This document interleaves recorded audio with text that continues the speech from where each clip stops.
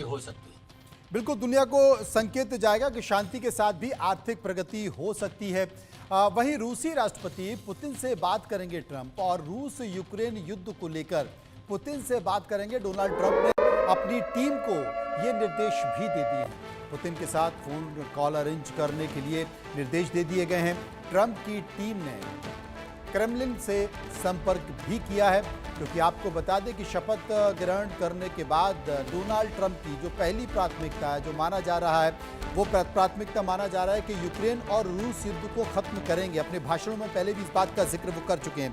दिलीप चेरियन मेरे साथ मौजूद है, मैं उन्हीं के पास चलूंगा। दिलीप जी, क्या मानते हैं आप? मैं तो ये मानता हूं कि डोनाल्ड ट्रंप का जो दूसरा टर्म होगा, उसमें उनका जो ग्लोबल व्यू, उसमें इंडिया एक बहुत महत्वपूर्ण प्लेस में बैठा है। उनको पता है कि अब जो है वो विश्व में शांति चाहता है। इंडिया का जो फॉरेन पॉलिसी है वो तो ज्यादातर इसी पे फोकस किया है कि हम जहां भी युद्ध है वहां हमें एफर्ट्स किया जा रहा है कि वो युद्ध को जैसे खत्म किया जाए, और यही डोनाल्ड ट्रंप का फॉरेन पॉलिसी का एक बहुत महत्वपूर्ण और अहम भूमिका है जी। दूसरी चीज, जितना भी वो चाइना के साथ संबंध इंप्रूव करने की कोशिश किए, उतना ही अमेरिकन एस्टैब्लिशमेंट जो है उस पे लिमिट्स लगाने का कोशिश करेंगे। इसीलिए इंडिया मार्केट जो है अमेरिकन कंपनीज के लिए बहुत इंपॉर्टेंट मार्केट रहेगा, और इस इकोनॉमी के ग्रोथ, अमेरिकन इकोनॉमी के ग्रोथ के साथ साथ ही चलेगा। मतलब अमेरिकन इकोनॉमी को अगर ग्रो करना है इकोनॉमिकली, इंडिया के साथ संबंध अच्छा ही रखना है, और इसमें दो राय नहीं है। ऑलरेडी अगर आप देखें, एप्पल जैसे कंपनीज को ये सिग्नल अमेरिकन एस्टैब्लिशमेंट से मिला है कि आप भी इंडिया में मैन्युफैक्चरिंग शुरू करें। जी। इसके अलावा सबसे इंपॉर्टेंट इश्यू ये है कि इंडिया में जो टैलेंट है उसको अमेरिका किस तरह से यूज करते हैं। जितना भी डोनाल्ड ट्रंप का एफर्ट हो कि इमिग्रेशन पे कंट्रोल करें, उससे भी ज्यादा अमेरिकन कंपनीज, सारे अमेरिकन कंपनीज को ये सुविधा है कि इंडिया से टैलेंट मंगवा के उनको जो वीजा देना है जी। वो वीजा के ऊपर डोनाल्ड ट्रंप का आदेश जो भी हो, इफेक्टिवली वही कंपनीज डिक्टेट करेंगे कि इंडिया से ही जो टैलेंट आना चाहता है उनको भी वो वेलकम करेंगे। एंड मुझे ये लगता है कि उनका जो पॉलिटिकल स्टेटमेंट्स हो उसमें हम ज्यादा ध्यान ना दें। इफेक्टिव स्टेटमेंट्स वही है जहां हमें वीजा का गति जो है उस पर हमें ध्यान देना चाहिए। ये आपने बहुत बड़ी बात की है, क्योंकि बहुत सारे लोग इस बात का जिक्र कर रहे हैं कि ट्रंप ने अपने भाषण में क्या कहा है। असल में जब राजनीति होती है, चुनावी भाषण होते हैं, तो बहुत हद तक आदमी अपनी सीमाओं को क्रॉस कर जाता है, शब्दों को क्रॉस कर जाता है। लेकिन जब वो सरकार में बैठता है तो सरकार चलाने की जो जिम्मेदारी होती है, सरकार के संकेत अलग होते हैं, तो स्वाभाविक तौर पर वो चीजें कुछ अलग दिखाई देती हैं। इस बीच एक और खबर आ रही है कि ट्रंप की शपथ से पहले पुतिन का बड़ा बयान आया है। ट्रंप से बातचीत के लिए तैयार हैं, ये बात पुतिन ने कही है। इसके साथ साथ रूस यूक्रेन जंग पर ट्रंप से बातचीत को तैयार हो चुके हैं, और परमाणु हथियार पर भी बातचीत के लिए ट्रंप तैयार है। ये संकेत निकल कर आ रहे हैं। तो क्या जो ट्रंप दावा कर रहे थे कि यूक्रेन और रूस युद्ध खत्म करेंगे, वाकई ऐसा लगता है? ऐसा हो जाएगा? मनन द्विवेदी इस वक्त हमारे साथ मौजूद हैं, विदेशी मामलों के जानकार हैं। मनन साहब, कैसे देखते हैं आप? मैं इसको ऐसे देखता हूँ कि देखिए, जब ट्रंप ने अपना कैंपेनिंग कर रहे थे इलेक्शंस के दौरान, चुनाव के दौरान, तब भी उन्होंने डिक्लेयर किया था, और सेलेक्ट होने के बाद भी उन्होंने डिक्लेयर किया दूसरी बार कि अगर वो बनते हैं प्रेसिडेंट अमेरिका के, या फिर एग्जीक्यूटिव ऑर्डर्स जैसे भी वो साइन करने बैठेंगे, तो एक दिन के अंदर 24, हम ये बात मान सकते हैं कि ये भले ही कैंपेन रिटोरिक रहा हो, वर्बिएज रहा हो, या बड़ा बड़ा स्लोगनियरिंग रही हो ट्रंप की तरफ से, पर मुझे लगता है कि कहीं ना कहीं ट्रम्प ही अकेले ऐसे सक्षम है, अमेरिका ही ऐसा सक्षम राष्ट्र है कि वो यूरोपियन यूनियन के कंट्रीज को गैल्वेनाइज करके, और खुद भी ऐसा बहुत वैश्विक मीडिया में और अमेरिकन मीडिया में भी लिखा गया है कई बार कि अब पुतिन पूरी तरीके से, या रशिया की कुछ फोर्सेस, उनके बिजनेसमैन, बड़े ओवरलॉर्ड्स जो हैं और ओलिगार्क्स हैं, वो अमेरिकी चुनाव में इन्वॉल्व रहे, 2016-17 में भी रहे और इस बार भी रहे। तो ये तो एक बात हुई।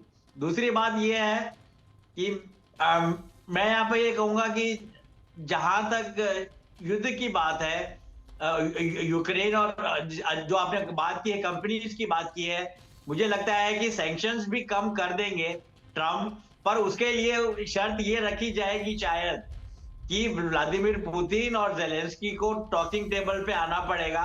पर हम देखें कि रशिया के ऑयल का जो सप्लाई होता है भारत के लिए, वो जो ऑयल है, तो वो जब रुक गया, तो उसके बाद जब सैंक्शनिंग हो गई रशियन ऑयल की, तो उसके बाद मिडिल ईस्ट से भारत ने मंगवाया तेल, भारत ने तेल मंगवाया अमेरिका से। तो कहीं ना कहीं वेस्टर्न कंट्रीज को, क्योंकि वेस्टर्न कंट्रीज के कॉन्ट्रैक्टर्स जुड़े रहते हैं मिडिल ईस्ट से, और अमेरिका भी पिछले 10-12 वर्षों से मिडिल ईस्ट से ऑयल नहीं ले रहा है, नेचुरल गैस नहीं ले रहा है। तो कहीं ना कहीं अमेरिका को इसमें आर्थिक फायदा हुआ है, अमेरिका को आर्थिक फायदा हुआ है कि पूरी तरीके से रशिया को किसी के लेवल पे वो ट्रेड में रिप्लेस कर दे। तो मुझे पहुंचे हैं जयशंकर, और शपथ के बाद ट्रंप को मोदी का पत्र भी सौंपा जाएगा। समारोह में वो भारत का प्रतिनिधित्व कर रहे हैं, भारत की उपस्थिति है, तो भारत की उपस्थिति दर्ज हो रही है। लेकिन यहाँ पर एक संकेत और है जो कि महत्वपूर्ण है कि पाकिस्तान और बांग्लादेश को न्योता नहीं दिया गया है। और स्थिति ये है, हालत ये है कि सबसे बड़ी बात है कि जो परिस्थितियां दिखाई दे रही हैं, पाकिस्तान के कई राजनेता, यहाँ तक कि पाकिस्तान के विदेश मंत्री भी पैसों से खरीद कर, जो सूचना आ रही है कि पैसों से टिकट ले रहे हैं, करीब 9 करोड़ के आसपास का वो टिकट है। मेरे साथ मौजूद हैं शशि जी, मौजूद हैं, मैं उनके पास चलूंगा, जानने की कोशिश करूंगा, समझने की कोशिश करूंगा कि आखिर वो कैसे देते हैं। शशि बख्शी साहब क्या कहेंगे? शशि अस्थाना जी। हाँ बोलिए।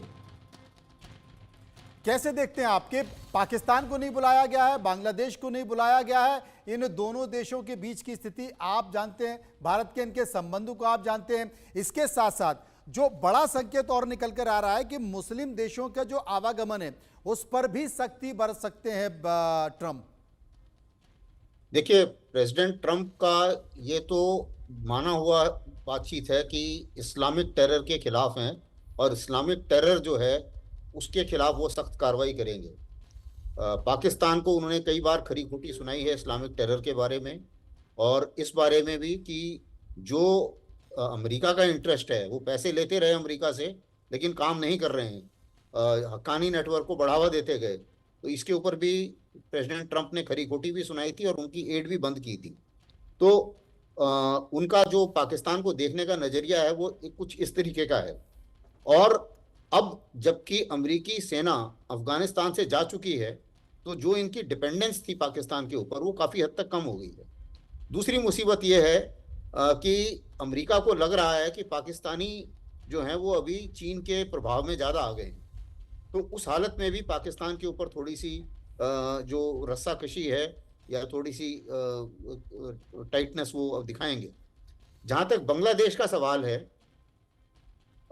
चाहे ऐसा माना जा रहा है कि भाई रिजीम चेंज के पीछे भी शायद अमेरिका का हाथ था, डीप स्टेट का हाथ था, या जो डेमोक्रेट्स हैं उनका हाथ था, वो एक बात है। लेकिन इसमें कोई शक नहीं है कि जब बांग्लादेश पावर में आने के बाद जो जिस किस्म का इस्लामाइजेशन हो रहा है वहाँ पे, उससे ट्रंप की टीम भी खुश नहीं थी, और उन्होंने कुछ ऐसे संकेत भी दिए हैं। तो इन दोनों चीज को मद्देनजर रखते हुए ऐसा लगता है कि ऐसी कोई बहुत प्यार मोहब्बत उनका इन दोनों के देशों से होने वाला नहीं है, पहली बात। और दूसरी चीज ये है कि अभी अगर आप देखिए, वो जो मैंडेट, जिस मैंडेट पर वो जीत के आए हैं, वो मैंडेट उनकी डोमेस्टिक जो कठिनाइयां हैं उनको दूर करने का ज्यादा है। तो अभी वो जो आप देखेंगे कि कुछ हद तक उन्होंने इमिग्रेशन हो गया, जो इलीगल माइग्रेंट्स का इशू जो है, जी। इकोनॉमी के जो इशू हैं, उनके ऊपर वो ज्यादा कंसंट्रेट करेंगे। साउथ एशिया की तरफ वो ज्यादा देखने का उनका विचार नहीं होगा। भारत और चीन की तरफ वो जरूर देखेंगे, क्योंकि उन्हें ये उनके हिसाब से चीन एक बड़ा कंपटीटर है और चीन को कंट्रोल करना जरूरी है। और चीन के बारे में उन्होंने कई बार बोला भी है, टैरिफ लगाने के बारे में भी बोला है, बाकी चीजों के बारे में भी बोला है। और जो शुरू के संकेत थे कि जी उन्होंने इनविटेशन दिया शी जिनपिंग को और बातचीत भी करी उनसे, ये एक उनके नेगोशिएशन स्किल का हिस्सा है। इसमें कोई शक नहीं है कि कंपटीशन जो है वो कम नहीं होगा। उनका फोकस इंडो पैसिफिक की तरफ जरूर रहेगा। जी। दूसरी चीज ये है कि अगर वो लड़ाई कम कराएंगे तो जो इनके आर्म्स मैन्युफैक्चरर हैं, उनकी इनकम भी जरूरी है। तो मेरा अपना मानना है कि वो एक, अब जो इनके थिंक टैंक्स हैं, जिस हिसाब से ये लोग कार्रवाई करते हैं, मैं भी थोड़ा वाकिफ हूं इनके थिंक टैंक से, अब ये एक नैरेटिव क्रिएट करेंगे कि अमेरिका, जो चीन है, ये बड़ा खतरा बन रहा है। और उसके बाद में जो ये हथियार वहां बेच रहे थे, क्योंकि अब इन्हें पता चल गया है कि यूक्रेन में बहुत ज्यादा फायदा नहीं होने वाला, नुकसान ही नुकसान है। जी। अब क्या करेंगे ये कि वही हथियार, अब कोशिश ये की जाएगी कि उसको ताइवान में बेचा जाए, जापान में बेचा जाए, साउथ कोरिया में बेचा जाए, क्योंकि हथियार बिकना तो जरूरी है अमेरिकी इकोनॉमी के लिए। ये तो बड़ी वो बात आप कर रहे हैं, ये बड़ी बात आप कर रहे हैं, इसलिए मैं अशोक आलोक जी के पास चलूंगा। आलोक जी, अमूमन ये कहा जाता है कि हथियार बेचकर देश चलाता है अमेरिका, और वो उसका धंधा भी है।